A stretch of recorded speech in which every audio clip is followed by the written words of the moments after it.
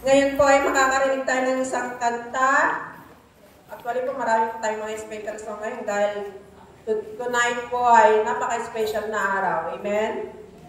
Dahil ito po ang una nating pag-celebrate. Amen?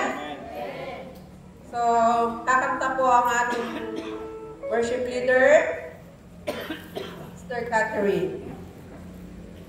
Amen. Magandang gabi po ulit sa ating lahat. Tulad po ng sinabi ko nung isang gabi po sa sabit, ang aawitin po, ang tutugtugin po namin ngayong gabi ay akma po sa tema nating padayon or move forward po sa English, na kahit ano man po napagdaanan natin, sa mga buhay natin, pagkasama po natin si Lord, meron at meron po tayong pag-asa. Amen.